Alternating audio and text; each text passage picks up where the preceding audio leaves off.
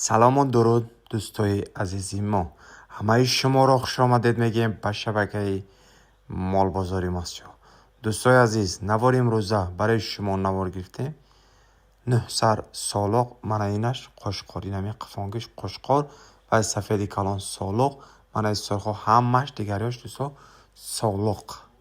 یکم زو دویم زو پیشش کراچ یک دو سیتش 5 شورگی دیگریاش انشالله با یاشی بدن. کسی که مال ها را گیره دوستان عزیز، این همین 10 سر مال کسی گیره نغز بانی کند، شما فکر کنید که 100 تا گوسفند محلی دارید.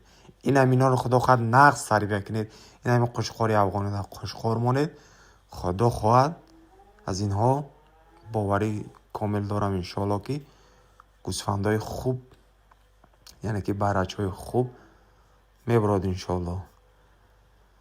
چون که مالا دوستا سارتش ذاتش تازه است، خانش تازه است دوستان عزیز من.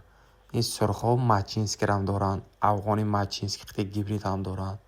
همین سبب گرفتگی آدم از این مالا سخت برکت می‌آورد. خوردن سلامتی همه جهت خوب هستند. عین حال مالا کمبودی ندارند. نرخ و نواش گفته میگذارم، همه کسی گیره دوستا اندر یک دیگر 10 سر یک قشقار و 9 تا سالق کسی میگیرد 7500 سامانی کمتون ارزان میشود دوستان عزیز. نشاطی دستافکش یگان مشکلی نیست. با تمام شهر و ناحیه جمهوری تاجیکستان دستافکش تشکیل میکنیم. یک دو تاش تو ساخمی چاری مایده تر، دیگریاش با بزبلتری خوبان دوستان عزیز.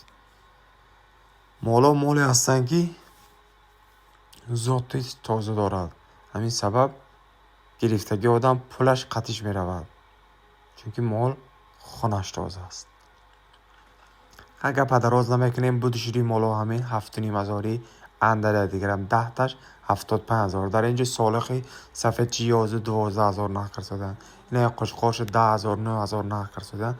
من نمیفروشم. 1,00,000 کسی میگیرد مرحمت. تا شب اگر سفدا نشدن آبتون بعد میتونیم که جدا فروشیم. عدل دوستا 6,000 سر میشد تا 15,000 سامان. اگر 1,00,000 کنید 7,500. خدا نگهبان همتان به برای کار.